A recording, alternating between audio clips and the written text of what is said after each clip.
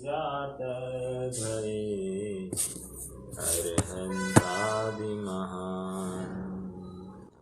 करि मंगल करि हो महा ग्रंथ करण को काज। जात मिल समाज सब पावै निज पद राज। बहुविधि मिथ्या गहन करी मलिन भयो निज भाव। ताको होत अभाव है सहज रूप दर्शाव।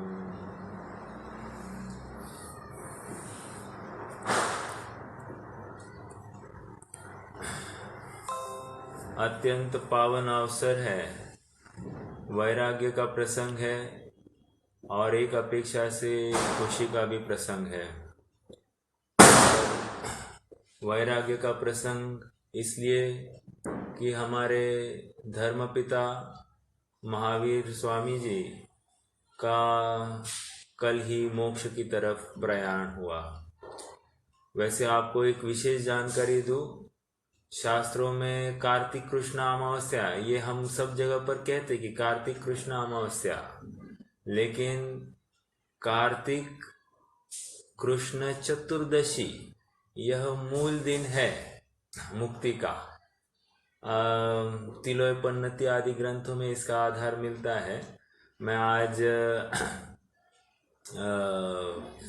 प्रवीण जी का दिवाली कैसे मनाया एक जस्ट लगाया था, तो उन्होंने ये बात बताई, ये विशेष मुझे भी नवीनता इसमें मालूम हुई, तो आप सब जानकारी के लिए रखें कि ये कार्तिक कृष्ण चतुर्दशी के पीयूष समय, प्रत्युष समय में, मतलब जो मॉर्निंग टाइम है उस समय में उनका निर्वाण हुआ। चलिए, तो ये एक विशेष बात। और आनंद का कार्य ये इसलिए क्योंकि वे हमको, दुख इसलिए कि अब उनकी वाणी हमको साक्षात नहीं मिल रही है, और दूसरा आनंद का कार्य इसलिए कि उनके ही शिष्य गौतम स्वामी को इसी दिन शाम के उनको केवल ज्ञान की प्राप्ति हो गई। तो और उन्होंने यह धर्म की पताका कहो, धर्म का झंडा गिरने नहीं दिया, उसी को आगे बढ़ाया, वही परंपरा को आगे लेकर चले। ये उदाहरण हमारे लिए भी कुछ प्रेरणा लेकर आ रहा है, और प्रेरणा इस रूप में कि हमें भी दिवाली किस प्रकार से मनाई जानी चाहिए, इसका बिल्कुल हमको भी विवेक और यत्नाचार होना चाहिए। अन्य सब मना रहे इसलिए हम कुछ करें, ये दिवाली का स्वरूप नहीं है। और सचमुच दिवाली अगर करनी है तो हमने कल देखा कि निश्चय भक्ति करी प्रभु की। निश्चय भक्ति जिस दिन करेगा उस दिन सच्ची भक्ति होगी। और बाकी तो फिर सभी बातें हैं अपने परिणामों को विशुद्ध करने के लिए अपन ठीक है, लेकिन सच्ची भक्ति तो अपने स्वरूप में स्थिर होने पर ही होती है। इसलिए भावना, अपनी दृष्टि निरंतर स्वरूप सन्मुख होनी चाहिए। इतना उत्कृष्ट जैन शासन मिला है, और इसको ऐसे ही हम कौड़ी के भाव, कौड़ी के मोल व्यर्थ ना गलाए, इसकी जिम्मेदारी हमारे ऊपर ही है। प्रकरण 5वें अध्याय का है अन्य मत समीक्षा। और अन्य मत समीक्षा कहकर यहाँ पर पंडित साहब हमको ये बतला रहे हैं कि जीव किस प्रकार छोटी छोटी गलतियां करके नवीन मान्यताओं का पोषण कर रहा है, और नवीन मान्यता का पोषण करके एक नवीन मत में ही वो जा बैठा है, जो जैन मत से, वीतराग मत से या सर्वज्ञ के मान्यता से अत्यंत परे है, विलक्षण है। अद्वैत ब्रह्म की चर्चा हमने प्रारंभ की है, और अद्वैत ब्रह्म के बारे में चर्चा जो है वो दो भागों में विभाजित हुई। एक तो सर्वव्यापी अद्वैत और एक सृष्टिकर्तावादी अद्वैत ब्रह्म। ये दो बातें इसलिए क्योंकि सर्वव्यापकता किस प्रकार वे मानते हैं। हम भी सर्वगत नय के माध्यम से हम भी आत्मा या सर्वज्ञ भगवान सबको जानते हैं, लेकिन हमारा ज्ञान वहां पर सर्वगत है ऐसा भी मानते, मतलब भगवान का ज्ञान सबको जान रहा था, सब जगह पे जा रहा है। लेकिन इन्होंने गलती ये की कि ये क्षेत्र अपेक्षा प्रवृत्त होता हुआ माना। एक बात ये हो गई। लॉजिक तो हमसे ही लिया है, समुद्र में से ही उन्होंने कोई बिंदु उठाया है, लेकिन उसका निरूपण, उसका प्ररूपण थोड़ा सा विपरीत दिशा में ले गए हैं। दूसरा बिंदु सृष्टिकर्तावादी अद्वैत ब्रह्म के रूप में लिया है, जहां पर सृष्टि का ही कर्ता यह अद्वैत ब्रह्म है और उसके लिए उसने जो जो मदद की माया के माध्यम से या ब्रह्मा विष्णु महेश के माध्यम से, और ये कैसे काल्पनिक है इसका निराकरण पंडित साहब ने किया है। अब हम जो अवतार मीमांसा है, अवतार मीमांसा के अंतिम भाग में आए हैं और जिस प्रकार ब्रह्म के 24 अवतार माने गए हैं और 24 अवतारों के माध्यम से वो सृष्टि का उत्थान करता है या जगत का उत्थान करता है, ऐसी एक कल्पना बसाई है, सो युक्त नहीं दिखाई देती है। क्योंकि अवतार लेने का कारण ही समझ में नहीं आ रहा है, क्योंकि ब्रह्म ने स्वयं ने एक तो सृष्टि जब बनाई उसी समय में सबको कंट्रोल में रखना था, और कोई आउट ऑफ कंट्रोल जा रहा था तो ये आउट ऑफ कंट्रोल कैसे गया। अर्थात इन्होंने, उनको पहले शक्ति नहीं थी और फिर काबू में लाने के लिए अवतार धारण करने पड़े, ऐसी सिद्धि होती है। और एक उसी में से अवतार वे नरसिंह अवतार मानते हैं। व्हाट इज नरसिंह अवतार? नरसिंह अवतार और कुछ नहीं है, आधा नर है और आधा सिंह है। अब ये क्यों है, ये थोड़ा सा आपको एक छोटी सी घटना सुना देता हूँ। ये हिरण्यकश्यप को देवों द्वारा वरदान था कि वो दिन में मारा नहीं जाएगा, रात्रि में भी कोई मार नहीं सकता, मनुष्य भी मार नहीं सकता, तिर्यंच भी मार नहीं सकता, घर में नहीं मारा जा सकता, घर के बाहर नहीं मारा जा सकता। ऐसी उसको विशिष्ट यू कहिए कि क्या कहते हैं, रिद्धि नहीं, उसको वरदान मिला था देवों द्वारा, और इसलिए और उसका स्वैराचार फैल गया था, अत्यंत पापाचरण दुराचरण में उसकी प्रवृत्ति हो गई थी। इसलिए फिर ये अद्वैत ब्रह्म या विष्णु के माध्यम से नरसिंह का अवतार धारण किया। नरसिंह मतलब और कुछ नहीं, आधा सिंह है और आधा नर है। और उसने क्या किया, इसमें अब कैटेगरी से ये हो गई, ना मनुष्य मार पाएगा ना तिर्यंच मार पाएगा, ये मनुष्य भी नहीं है और तिर्यंच भी नहीं है, लेकिन दोनों का मिक्स ऐसा एक अवस्था है। और दूसरी बात कहते हैं कि ना घर में मार सकता है ना बाहर मार सकता है, तो उन्होंने बराबर घर के देहरी पर मारा है उसको। और एक उदाहरण ये दिया कि दिन में नहीं मार सकता, रात में नहीं मार सकता, तो उसको संधि काल में मारा। कहने की बात इतनी है कि ये इस प्रकार से काल्पनिक बातें बनाते हैं और अपने अवतारवाद को सिद्ध करते हैं, और लोगों को भी, जो बूढ़े लोग हैं वो बराबर इस कथा के चंगुल में आ जाते हैं और ब्रह्म की पूजा उपासना आदि करना प्रारंभ करते हैं। लेकिन सब काल्पनिक है, थोड़ा सा युक्ति से विचार करें तो ये सब काल्पनिक है, ऐसा हमको विश्वास होता है। आइए पेज नंबर 114 पर है। 114 पर नीचे थोड़ा सा सेकेंड लास्ट पैराग्राफ। तथा वे मरने के पश्चात श्रद्धाधिक से उसका भला होना कहते हैं। उसके पहले का भी एक पैराग्राफ यम के बारे में था। जैसे वे कहते हैं कि विधाता शरीर को गढ़ता है। व्हाट इज गढ़ता है? गढ़ता मतलब क्या? वो मिट्टी में गाड़ना को गढ़ता नहीं कह रहे हैं। गढ़ना मतलब मोल्ड करना। क्या कहा? गढ़ना मतलब मोल्ड करते हैं, मतलब वो शरीर की संरचना में विधाता का रोल है, और उसको मारने में यम का रोल है। यम तो कहते हैं, और यम भी क्या करता है? वो दूध भेजता है, और दूध के माध्यम से वो लोगों को मारता है और इकट्ठा करके उनके पाप का हिसाब करता है। एक अच्छी ऐसी एक घटना आती है, घटना कहो या कथा कहो या कुछ भी दंत कथा कहो।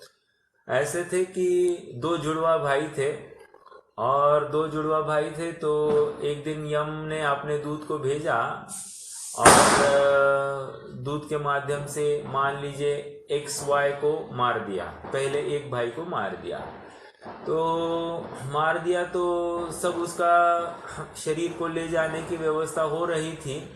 उतने में वो जागृत हो गया, और जागृत हो गया तो उसको पूछा, अरे तू तो जिंदा है? तो उसने कहा, नहीं मेरा नंबर नहीं था, दूसरे का नंबर था। तो ऐसी गड़बड़ी हो सकती है, ऐसा कहते हैं। चलो, तो कहने की बात इतनी है कि वे हिसाब इस प्रकार करते हैं, सो योग्य दिखाई नहीं देता है। तथा आइए, तथा वे मरने के पश्चात श्राद्धादिक से उसका भला होना कहते हैं। मतलब मान लीजिए कोई व्यक्ति मरण को प्राप्त हो गया, तो अभी पितृ पंद्रवड़ा था ना, पितृपक्ष, क्या था उसमें? वो श्राद्ध डाले जाते हैं, अर्थात कोई मिठाई व्यंजन आदि खिलाए जाते हैं, ब्राह्मणों को खिलाया जाता है, और ये कल्पना की जाती है कि इनसे हमारे जो पूर्वज है या जो मृत्यु को प्राप्त हो गए हैं उनको सद्गति मिलेगी। इसका मतलब क्या मालूम है? इसका मतलब इतने काल के लिए वो आत्मा भटकती रह रही है। भटकती रह रही मतलब उसको कोई भव ही नहीं मिला है, ये अर्थ निकलता है। और कितनी काल्पनिक बात है, आप थोड़ा लॉजिक से परे लगता होगा अपने को, लेकिन ऐसी ही भ्रामक कल्पनाएं हैं। कोई मानता है कि 48 मिनट में वो ये होता है, कोई मानता है कि 20-20, 25-25 साल आत्मा भटकती है, आदि आदि जो कुछ कल्पनाएं है, सो ऐसी मान्यता है जिसकी मतलब जिसका कोई लिमिट नहीं है। जितने व्यक्ति है उतनी मान्यताएं खड़ी हो रही है, और कोई एक बात सुनता है, उसको मैनिपुलेट करके दूसरी बात कहता है, दूसरी बात सुनता है तो अगला और मैनिपुलेट करके तीसरी बात करता है। तो इसका कोई एंड नहीं है कि कितना इसका फैलाव है। और सच कहूँ, अभी तो हमारे घर के सामने क्या होता है कि काफी गाय आती है, ऐसी छोड़ी हुई है, किसी व्यक्ति ने मालूम नहीं, लेकिन गाय बहुत है। तो उनको वो जो श्राद्ध का खिलाने के लिए इतना लाके देते, गाय तो कम खाती है और वो रास्ते पर ही ऐसे ही बर्बाद होता हुआ दिखाई देता है अनाज। कहने की बात इतनी है कि सारे कार्य में अनाज तो वेस्ट हो रहा है, एक बात, और दूसरा मिथ्या मान्यता तो पुष्ट हो रही है, दूसरी बात। समझ में आया? तो कहीं विपरीत सोच का लिमिट नहीं है। हमको अपने पुण्य को बिल्कुल हमको भाव होना चाहिए कि अपना पुण्य इतना उत्कृष्ट है कि हम हर प्रतिकूल घड़ी से हम बच आए हैं, और ऐसे विपरीत कार्यों में हम प्रवृत्ति नहीं कर रहे हैं। श्राद्ध मतलब ऐसा भी मानते हैं कि कौवे ने कुछ जो उस व्यक्ति को इष्ट जो कोई चीज वो अगर खाई तो वो व्यक्ति की मुक्ति हो गई, या वो अब उसको शांति मिलेगी, आदि सब कल्पनाएं मानी जाती है, लेकिन सब भ्रामक कल्पनाएं हैं। अब मान लीजिए किसी को आइसक्रीम अच्छी लगती तो आइसक्रीम रखते, किसी को बिस्किट अच्छे लगते तो बिस्किट रखते हैं, क्रीम का बिस्किट अच्छा लगता क्रीम का बिस्किट रखो। तो ये सब फालतूगिरी है। अभक्ष रखा जाएगा और विपरीत मान्यता का पोषण होगा, सो होगा, ये अलग बात। अपना समय कैसे विपरीत सोच में जा रहा है, इसका हमको भी विवेक नहीं होता है। और ऐसा होता है कि हम शायद नहीं करें, लेकिन हमारे इर्द गिर्द वाले हमको करने के लिए प्रेरित करें और भय दिखाए कि ऐसा नहीं करेंगे तो बहुत अनिष्ट होगा।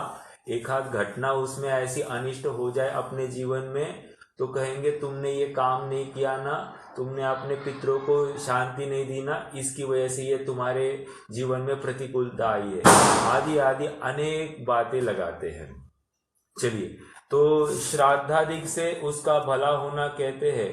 सो जीवित दशा तो किसी के पुण्य पाप द्वारा कोई सुखी दुखी होता दिखाई नहीं देता।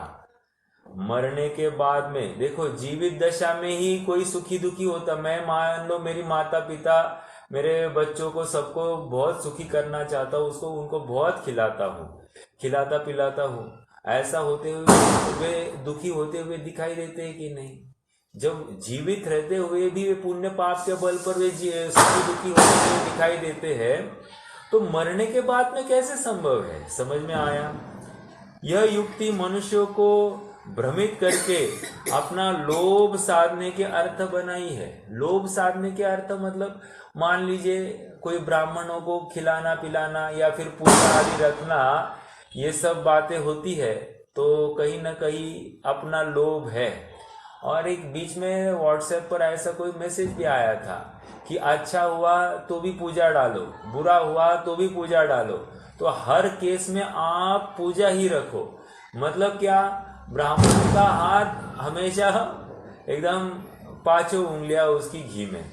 कहने की बात इतनी है कि हमको हमारा विवेक होना चाहिए, क्या करना है क्या नहीं करना है, अपना मोक्ष मार्ग कैसे है, इसका विचार हम कर सकते हैं, अन्य कोई हमारे लिए विचार नहीं कर सकता। आइए अब अगला बिंदु क्या कहते हैं कि कीड़ी पतंगा सिंहादिक जो जीव है, ऐसे क्रूर प्राणी कह रहे हैं, ये विशिष्ट प्राणी है और ये प्रलय के जीव है। तो विशिष्ट प्राणी मतलब प्रलय में इनकी उत्पत्ति कहीं ऐसा मानी जाती है। सो ये बात तर्क संगत नहीं है। अभी भी हम देखते हैं कि कीड़ी पतंगे सिंह आदि जो क्रूर प्राणी है अभी भी जन्मते हैं, अभी भी मरते हैं, तो इनको मात्र प्रलय के प्राणी मानना ये युक्ति संगत दिखाई नहीं देता है। देखो पढ़ते हैं, कीड़ी पतंगा सिंहादिक जीव भी तो उपस्थित होते हैं। क्योंकि ये ऐसा उत्तर क्यों दे रहे? डायरेक्टली इन्होंने प्रश्न खड़ा ही नहीं किया। उपस्थित मरते मतलब वे मानते हैं कि ये प्रलय के काल में उत्पन्न होते हैं, उसको तो प्रलय के जीव ठहराते मतलब वे मात्र प्रलय के काल में उत्पन्न होते, ऐसा मानते हैं ये अद्वैत ब्रह्म वाले। अद्वैत नहीं, सॉरी, अवतार मीमांसा। परंतु जिस प्रकार मनुष्यादिक जन्म मरण होते देखे जाते, उसी प्रकार उसके उसके मतलब ये कीड़ी पतंगा सिंह आदि के जन्म मरण होता दिखाई देता है। झूठी कल्पना करने से क्या सिद्धि है? मतलब विपरीत आप कोई भी घटना बताओ या विपरीत ऐसी कोई एक कथा बनाओ, इसमें कोई वैल्यू नहीं है, कोई आउटपुट नहीं है। ठीक है। तथा अब आगे बढ़ते हैं। तथा वे शास्त्रों में कथादिक का निरूपण करते हैं और वहां विचार करने पर विरुद्ध भाषित होता है। क्या है? देखो, कोई विपरीत बात का पोषण करना है तो क्या करना? एक स्टोरी लिख देना, स्टोरी लिखकर छोड़ दो, 150 साल बाद में पुरानी स्टोरी हट जाती है, नवीन स्टोरी आ जाती है और नवीन स्टोरी फिर वही सही है ऐसी स्वीकृति हो जाती, क्योंकि वो लिखित है। ओके, तो थोड़ी बहुत गलत भी बात उसमें आ गई, बस अब गलत बात का ही अब पोषण होने वाला है। आइए, तथा यज्ञादिक, अभी बहुत जबरदस्त बात है। तथा, और ये तो आजकल तो निरंतर चल रहा है। मतलब प्रलय नहीं आना, यज्ञ डालो, बारिश नहीं हो रही है, यज्ञ करो, और भूखमरी फैल रही है, यज्ञ करो। कोरोना फैल रहा है, यज्ञ करो। तो यज्ञ हर किसी एक्टिविटी के लिए यज्ञ करा रहे हैं और इसे धर्म होने की कल्पना मान रहे हैं। और जीव भयभीत हुआ है, तीव्र पाप के उदय में ये प्रवृत्त है और चाहता नहीं है, तो ये मजबूरीवश ये सब कार्य करता हुआ दिखाई देता है। हमको सचमुच समझना चाहिए, हमने जन्म लिया है पंचम काल में, और पंचम काल का अपने आप में नाम दुखमा काल है। और दुखमा काल में हम सुखी होने की कल्पना करें, ये कितनी कितनी भ्रामक कल्पना है। मतलब संयोगों की अनुकूलता के माध्यम से हम सुख की कल्पना करें, कितनी भ्रामक कल्पना है। सुखी होना है तो एक अपना शुद्धात्मा चिन्मात्र वस्तु, सदा सुख रूप, ऐसी आनंदमय वस्तु, ये अपने शुद्धात्मा का ही अवलंबन है, उसके माध्यम से ये जीव सुखी हो सकता है। मतलब कितने दूर कितने पास है, मतलब वस्तु एकदम पास में बैठी है और चेतना अपने से ही अनजान है। ज्ञान की प्रतिपल उठे तरंग, निरंतर वो तरंग उठ रही है, जानन वाली तरंग उठ रही है, सुख रूपी तरंग उठ रही है, लेकिन खोज रहा है दूसरी गली में किस दिन मिलेगा। समय सर की 17वीं 18वीं गाथा की टीका में ऐसा विद्वानों का तर्क चलता है। मान लीजिए राजा एक गली में बहुत किमिच्छिक दान कर रहा है। किमिच्छिक दान मतलब मालूम है, जो चाहिए वो ले लो राजघराने से, अपना आयुषशाला में से, अपनी ट्रेजरी में से जो चाहिए ले लो। इतना किमिच्छिक दान कहते हैं उसको। ऐसा होते हुए भी जो राजा जिस गली में दान कर रहा है उस गली में उसे ना ढूंढा जाए, अन्य गली में ढूंढा जाए, तो किसको मिलेगा वो दान? नहीं मिलेगा। और हमारी देखो वो उदाहरण तो कितना साधारण, और वो ढूंढने वाला भी मूर्ख प्रतीत होता है। लेकिन हम भी जहां ढूंढना है सुख, जहां खोजना है सुख, वहां खोजते नहीं है। विषय कषाय संयोगों में ही हम सुख की कल्पना करते हैं। ये कितनी कितनी बड़ी भूल हो रही है, इसका हमको ज्ञान होना चाहिए। आइए, यज्ञ का विषय चल रहा है, पढ़ते हैं। पेज नंबर 115 पर है पहला पैराग्राफ। तथा यज्ञादि करना धर्म ठहराते हैं। कौन? ये अवतार मीमांसा में यज्ञ करने के लिए धर्म ठहराते हैं। आपको बताओ एक बात, ये बाल गंगाधर तिलक वो गीता लिख रहे थे, तो उन्होंने गीता में लिखा है कि ये जो वैशेषिक मत में यज्ञ की प्रवृत्ति या यज्ञ में जितनी हिंसा की कमी हुई है, ये सब जैनियों की देन है।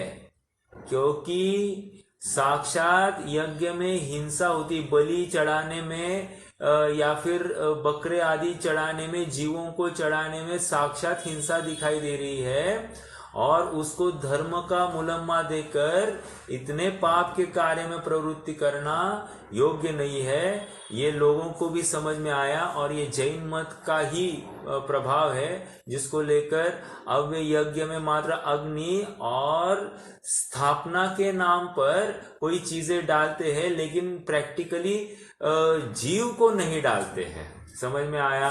तो ये इतना जो हिंसा की कमी है, सब ये जैनियों की देन है, ऐसा तिलक जी स्वयं लिखते हैं। आपको पता होगा कि ये नारियल है ना, नारियल को सुधारना, नवीन गाड़ी ले ली, मान लीजिए कि नवीन गाड़ी ली हमने, तो या नवीन घर बनाया या भूमि पूजन आदि कर रहे हैं, तो वहां पर नारियल को जो फोड़ते हैं, अपने प्रॉपर भाषा बोलूं, फोड़ना योग्य नहीं, सुधारना अपने यहाँ पर भाषा है, लेकिन मैं बोल देता हूँ लौकिक भाषा, तो उसको जो फोड़ते हैं, कहते इसमें भी बलि की स्थापना है। बलि है, बलि कैसे? और फिर उसी को प्रसाद के रूप में बांटा जाता है। तो कह रहे ये बलि है और ऐसा कार्य नहीं करना चाहिए। क्या है बलि? तो कहते हैं कि वे इसमें जो बॉडी है, बाहर की बॉडी है, अर्थात कौटी है, नरेटी जो हार्ड है उसको वे शरीर का बाहरी भाग मानते हैं। अंदर की जो गरी है, गरी, उसको वे मांस की स्थापना करते हैं उसमें। और जो अंदर का पानी है, नारियल के अंदर का पानी, उसमें वे खून की स्थापना करते हैं। और देखना, वो जो शेंडी रखी जाती है ना, जैसे वो नारियल को देखो पूरा उसका जो निकाला नहीं जाता, थोड़ी सी रखी जाती है, तो वो शेंडी जो है वो बाल का प्रतीक है।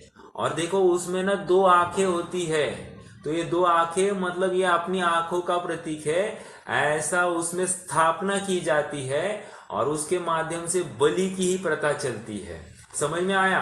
हमको आज ये सब संबंधी अज्ञान है, ये विशेष मालूमात नहीं है, लेकिन पुराने विद्वानों के लेख जब पढ़ते हैं तो हमारे ख्याल में आता है कि वहां पर ऐसी मान्यता से अब नारियल को फोड़ने और उसको शुभ ऐसा माना है। हमको इसमें कुछ अशुभ दिखाई ही नहीं देता।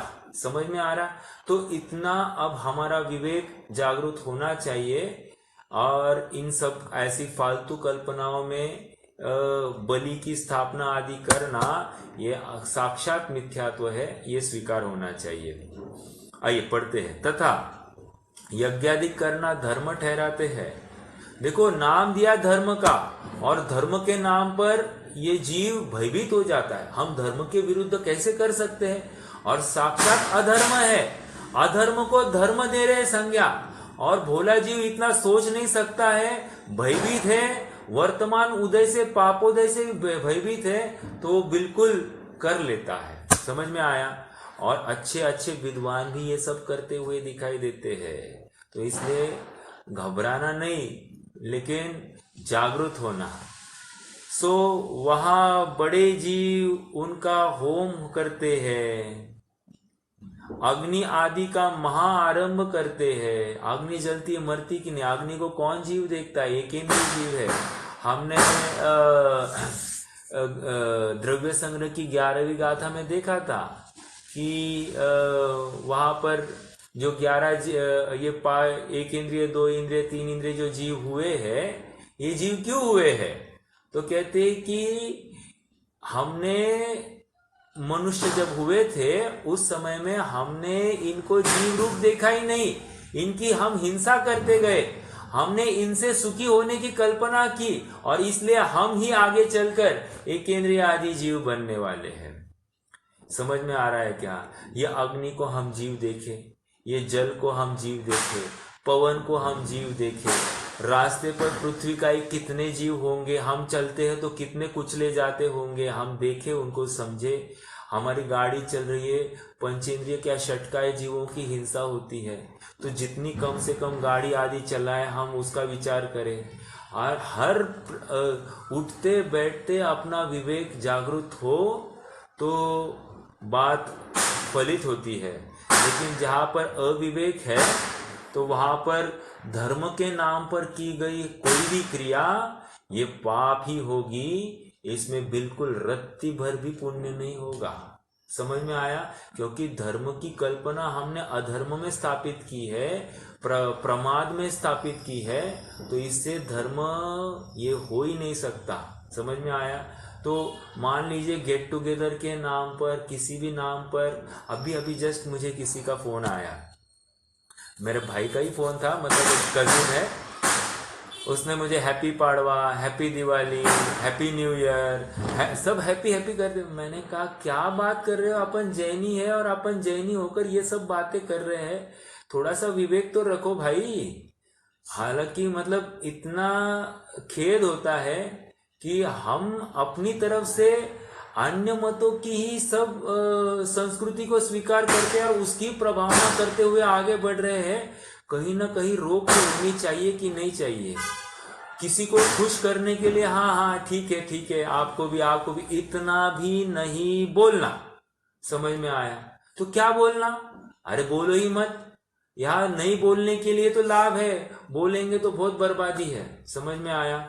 चलिए अग्नि आदि का महाआरंभ करते हैं वहां जीवघात होता है, सो उन्हीं के शास्त्रों में व लोक में हिंसा का निषेध है। यज्ञ में करना तो प्रैक्टिकली हमको हिंसा दिखाई दे रही है, और उनके ही शास्त्र में हिंसा को पाप बताया है।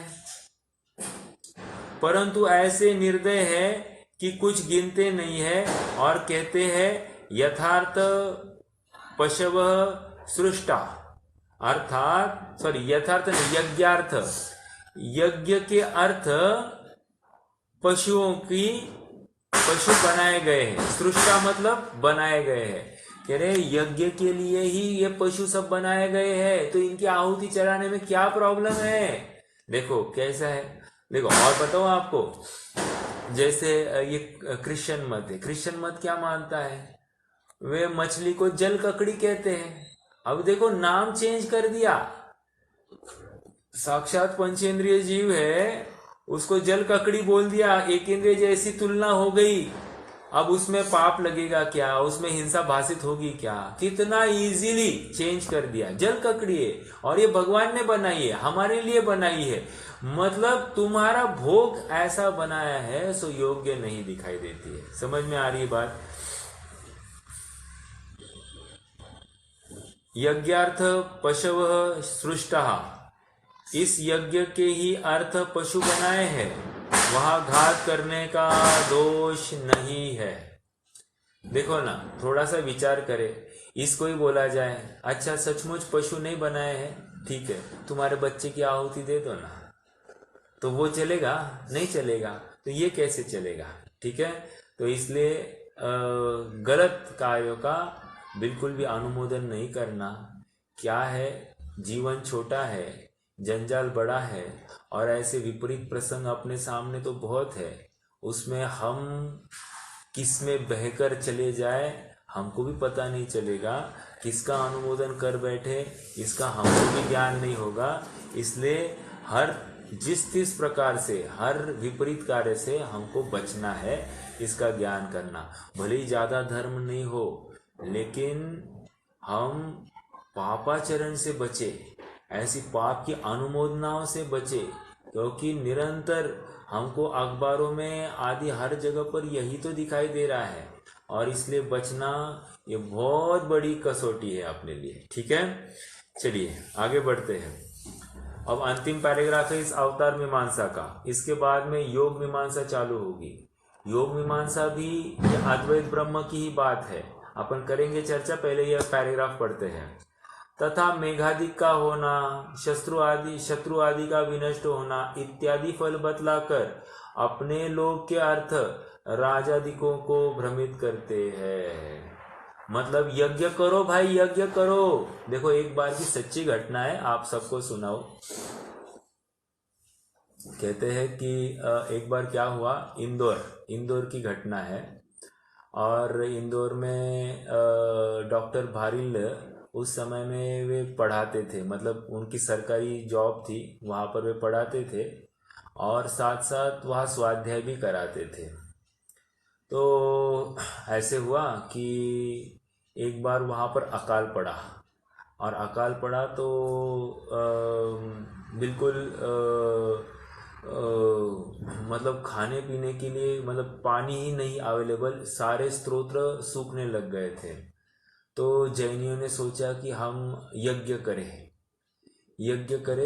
तो उसको लेकर यज्ञ मतलब कौन सा, नमोकार मंत्र का जाप करें, जिसको लेकर वरुण देव खुश हो जाएंगे, मेघ आदि खुश हो जाएंगे, और इसको लेकर बारिश हो जाएगी। तो ये सच्ची घटना है, वे स्वयं सुनाते हैं। तो लेकिन उन्होंने कहा कि उनका वैसे विश्वास नहीं था, तो डॉक्टर साहब ने कह दिया कि मेरा इन बातों में कोई विश्वास नहीं है, तो मैं कुछ ऐसे नाम आदि या नमोकार मंत्र की माला मैं नहीं गुनूंगा, ये 100 गिननी है, 200 गिननी, ये अपने से नहीं होगा, तो मैं तो नहीं आऊँगा तुम्हारे जाप में। ठीक है बोला, लेकिन सब लोगों ने जाप चालू कर दिया, अहरनिश जाप चालू किया, लेकिन फिर भी पानी बरस नहीं रहा था। तो कुछ लोगों ने ऐसी अफवाह उठाई कि ये डॉक्टर भारिल जो है ना, ये ये जाप नहीं करे। पंडित जी ही विद्वान भी थे ना, स्वाध्याय भी कराते थे, तो पंडित जी जाप नहीं कर रहे, इसलिए बारिश नहीं हो रही है। अब देखो, ये तो जैनियत है ना कि नमोकार मंत्र कहने में क्या यज्ञपना आया, कोई है नहीं, पाप तो है नहीं। देखो यज्ञ नहीं है, लेकिन यज्ञ जैसी ही कल्पना है। ये जितने भी नमोकार मंत्र का जाप करने से ये होगा वो होगा, ये जो बातें है, दिस इज नथिंग बट यज्ञ। अभी देखो बहुत बड़ी बात हो गई। इसका मतलब हम में भी ये अवतार मीमांसा है, या हम में भी अद्वैत ब्रह्म की ऐसी झूठी मान्यता हम में भी पड़ी है। जैसे वे मानते हैं, हम जैनी होकर जैनत्व का रंग लाकर हम वही गलत मान्यता का पोषण करते हैं। समझ में आया? तो ऐसा जो है, फिर उन्होंने कहा कि उनको किसी ने आकर कह दिया, पंडित जी आप नहीं आए ना, इसलिए बारिश नहीं हो रही है, आप आओगे तो बारिश हो जाएगी, इसलिए आपको रिक्वेस्ट है। सारे श्रेष्ठी आए और उन्होंने रिक्वेस्ट की इनको। तो एक तरफ पूरा गांव, पूरा समाज, और एक तरफ डॉक्टर साहब। अब विचार करना, परिस्थिति आप स्वयं को अनुभव कीजिए कि जिनको पढ़ा रहे हैं, जिनमें आपकी प्रतिष्ठा है, सब आपके विरुद्ध में खड़े हैं कि आपकी वजह से अब बारिश नहीं हो रही है, ऐसी लोगों की धारणा हो गई है। अब कितना, अरे छोड़ो ना, जाओ एक नमोकार मंत्र नाटक करो और आ जाओ ना, बस हो जाए, नहीं होगा तो नहीं होगा। तो उन्होंने क्या किया मालूम है? उन्होंने कहा अब तो मैं बिल्कुल नहीं आऊंगा, अब तो आप मेरी प्राण भी जाए तो भी मैं नहीं आऊंगा। ये बात की उन्होंने। देखो कितनी दृढ़ता लगती होगी। फिर हुआ ऐसे, क्यों नहीं आओगे? कह रहे यदि मैं आया और बारिश गिरी तो क्या होगा? मेरे आने से बारिश गिरी, ऐसा आप सबका भ्रम होगा, और हर बार बारिश नहीं गिरेगी तो हर बार आप ऐसा ही जाप रखोगे और मुझे बुलाते रहोगे, और मेरी वजह से बारिश गिरेगी नहीं गिरेगी उसका कर्ता धर्ता मैं सिद्ध होऊंगा। जबकि बारिश तो 1 महीने पहले ही निश्चित होती है कि वहां बादल, वहां लो प्रेशर तैयार होना और फिर वो वहां से यहाँ आना बादल, ये सब तो 1-1.5 महीने पहले ही निश्चित होती है। मैं आज जाप करूं और आज के आज बारिश हो जाए, ये कहाँ की बात लाई?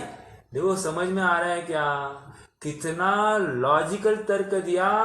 और फिर वे तो स्वयं गए नहीं, और कुछ काल बाद बारिश बरसनी थी सो बरस गई, नहीं बरसनी तो बरस नहीं बरसी। लेकिन मूल बात तो ऐसे प्रसंग आते हैं अपने भी जीवन में, हमको कैसे बचकर रहना यह हम विचार करें, क्योंकि एक छोटी सी भूल भी हमारे संसार का कारण ना बन जाए, क्योंकि ये तो साक्षात गृहीत मिथ्यात्व है। और ऐसा गृहीत मिथ्यात्व का पोषण करके तो क्या है अपना मंगलाचरण क्या है?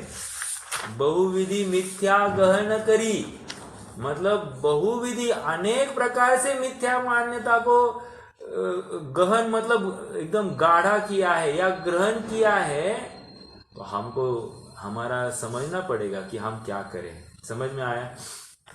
देखो, तथा मेघादिक का होना, शत्रु आदि का विनष्ट होना इत्यादि फल बतलाकर अपने लोभ के अर्थ राजादिकों को भ्रमित करते हैं। सो कोई विष से जीवित होना कहे तो प्रत्यक्ष विरुद्ध है।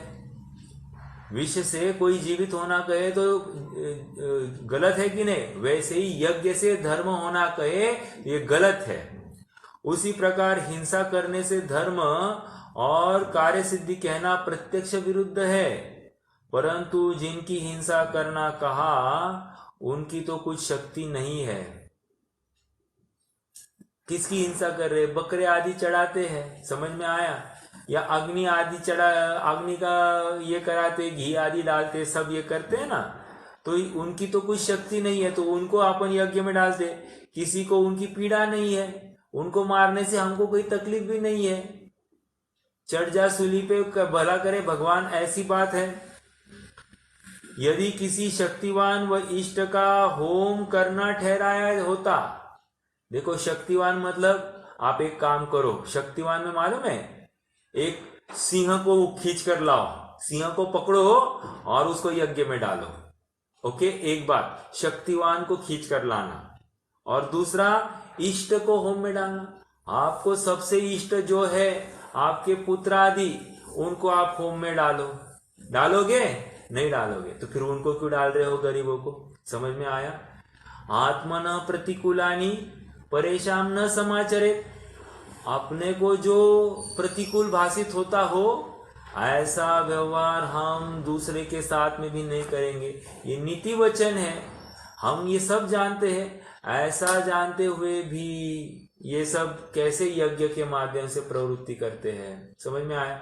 देखो हम यज्ञ नहीं करते हैं, लेकिन यज्ञ जैसा ही कोई जाप आदि करते होंगे तो समझना ये भी यज्ञ की कैटेगरी में आ रहा है, और ये भी इसको भी लेकर तीव्र पाप बंद हो रहा है। समझ में आया?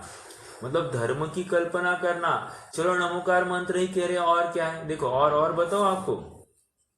मेरी एक मौसी थी, रियल मौसी, वो हर जगह पर माथा टेकती थी, और जहां पर माथा टेकती थी नमोकार मंत्र ही बोलती थी। सुनना मेरी बात, ठीक है? तो नमोकार मंत्र बोलती थी। कहते क्या फर्क पड़ता है, सभी देव है ना, अपन तो नमोकार मंत्र ही कह रहे हैं ना, तो अपन तो अच्छे ही परिणाम कर रहे हैं ना। अरे मतलब एक तरफ आप कुदेव में देव की स्थापना कर रहे हो, और दूसरा उनके सामने सच्चे देव की बखान कर रहे हो। लेकिन आप कुदेव के सामने सच्चे देव की बात कर रहे हो, लेकिन आपको भाव भाषण ही नहीं हो रहा है कि आप किसका नाम ले रहे हैं। समझ में आया? तो ये सब गलत बातें हैं, सब संसार के हित के प्रयोजनार्थी है, जिसको लेकर हर जगह पर माथा टेकते हुए जीव जाता है। कभी झाड़ू फूका करता है, कभी पीर बाबा के पास जाता है, कहाँ जाता है, लेकिन ये हर जगह पर प्रतिकूलताएं दूर करने के लिए जा रहा है। इसको आज पता चले कि कोई कुछ करने वाला नहीं तो जाएगा भी नहीं, क्योंकि प्रयोजन सद नहीं रहा है ना। और जहां पर कोई कहे कि इससे प्रयोजन सदेगा तो इसे नुकसान नहीं दिखाई दे तो करने में क्या हर्ज है। समझ में आ रहा है? चलिए आगे बढ़ते हैं। शक्तिवान व इष्ट का होम करना ठहराया होता तो ठीक रहता। पाप का भय नहीं है, इसलिए पापी दुर्बल के घातक होकर अपने लोभ के अर्थ अपना व अन्य का बुरा करने में तत्पर हुए हैं। समझ में आया? कह रहे हैं कि पाप का भय नहीं है ना, धर्म के नाम पर कुछ कर रहे हैं तो गलत है, बिल्कुल गलत है। मान लीजिए हम भी, अब थोड़ा सा आपको और बताओ, हम भी एक फॉर्मेलिटी के रूप में हम हैप्पी दिवाली नहीं करें, ओके, लेकिन हम भगवान निर्वाण दिवस की हार्दिक शुभकामनाएं बोले, तो क्या इसमें विपरीत मान्यता है? अपना भाव भाषण क्या है इसके पीछे? यदि हमारा भाव भाषण वैराग्य परक हो, यदि हमारा भाव भाषण हमको विषयों से हटने का हो, यदि हमारा भाव भाषण ये है कि हम सचमुच अपने आत्म तत्व की प्राप्ति करने के लिए बहुत ही इच्छुक है, लालयित है, और यदि हमको कोई कहे कि तुम जल्द से जल्द निर्वाण को प्राप्त करो, सच कहो निर्वाण को प्राप्त करना है जिसको धगज पड़ी है, वो ऐसा विशेष भेजता बैठेगा क्या? समझने की बात है। इसका मतलब मैं विरोध नहीं कर रहा हूं, लेकिन मैं वास्तविकता का ज्ञान करा रहा हूं कि जिसको धगज पड़ी है वो किसी भी ऐसी बातों को अनुमोदन तक नहीं करता है, क्योंकि इसमें कोई वैल्यू या आउटपुट नहीं है। समझना, भले ही वहां पर भगवान को ही याद किया, लेकिन भगवान के नाम पर क्या किया, क्या हुआ है, वो तो एक तो उस जीव को मालूम होगा, या तो केवल ज्ञानी जानते होंगे। समझ में आया? लेकिन एक सत्सद विवेक, हमारे परिणाम, हमारे भावों का फल हमको मिलता है। तो यदि हमारे परिणाम उत्कृष्ट होंगे, हम चाहे मैसेज डाले ना डाले, विश करे ना करे, कुछ फर्क नहीं पड़ता है। समझ में आया? हमारे परिणामों का फल हमको लगता है। यदि परिणाम मैसेज डालकर भी गलत होंगे तो अधर्म हुआ, और मैसेज नहीं डाला और परिणाम अच्छे रहे तो धर्म हुआ, और फल तो हमको धर्म का मिलने वाला है। समझ में आ रहा है?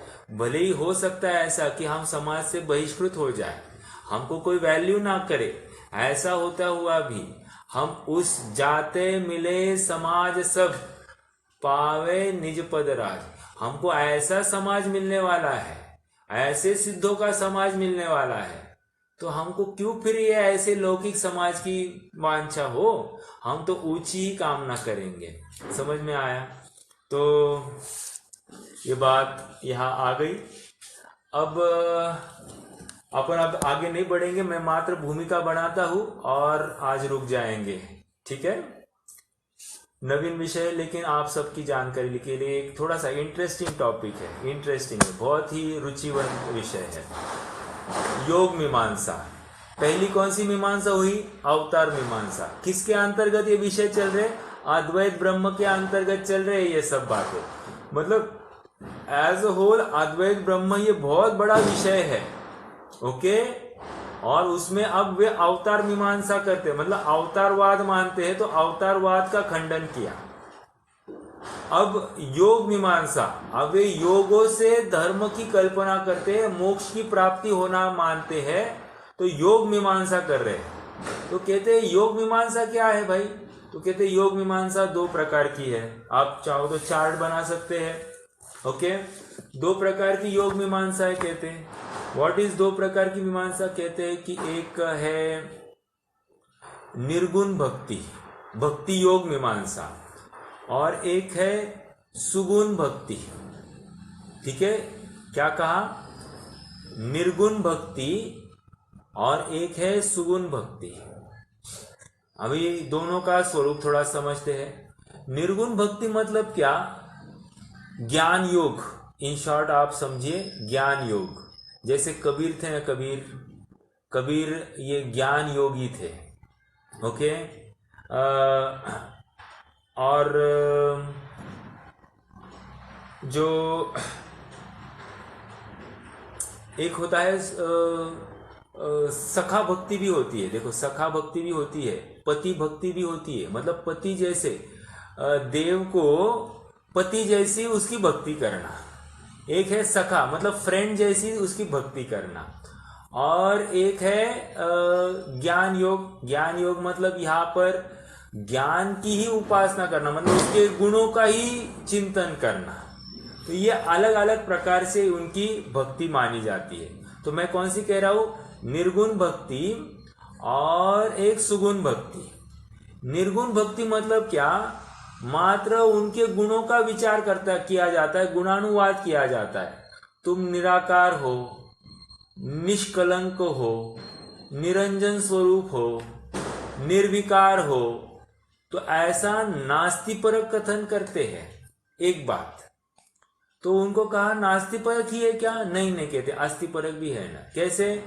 तुम पतित पावन हो या अधम उद्धारक हो आदि आदि कहकर दीन दयाल हो, ऐसे विशेषणों के माध्यम से ये निर्गुण भक्ति होना कहते हैं। ओके? निर्गुण भक्ति मतलब गुणों का उच्चारण किया, एक नास्तिपरक किया, एक अस्तिपरक किया। ओके? अब सुगुण भक्ति। सुगुण भक्ति क्या है? तो कहते हैं कि सुगुण भक्ति में आप क्रिया के माध्यम से उनकी भक्ति करो। जैसे आप उनको जैसे मीरा की भक्ति क्या है? मीरा की भक्ति भगवान को पति के रूप में देखती है और उनकी भक्ति करती है। ठीक है? कृष्ण को मीरा ऐसे पति के रूप में ही देखती है ना, तो इस रूप में। या फिर और एक है सखा भक्ति। सखा भक्ति मतलब यहाँ पर एज अ फ्रेंड देखते हैं आप, तो उस रूप में। ये सब सुगुण भक्ति में जाते हैं। तो सुगुण भक्ति मतलब क्या? विषय कषय से युक्त भगवान को देखा जाता है और उसके अनुसार उनकी पूजा आदि की जाती है। मतलब भगवान को कहेंगे तुमने राक्षसों को मारा, आपकी जय हो भगवान। आपने गोपियों के साथ ऐसी लीला रची, आपकी जय हो भगवान। आपने ऐसे माखन चुराया, आपकी जय हो भगवान। आपने ऐसे युद्ध जिताया, आपने ऐसी हिंसा की, आपकी जय हो।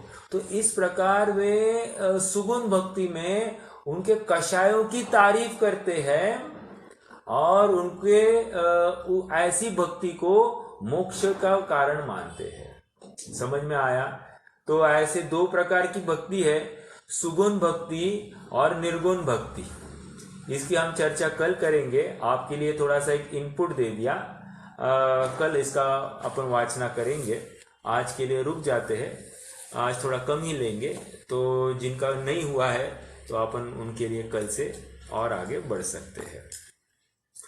रुकते हैं। कोई प्रश्न है तो पूछ सकते, नहीं तो जिनवाणी स्तुति करेंगे।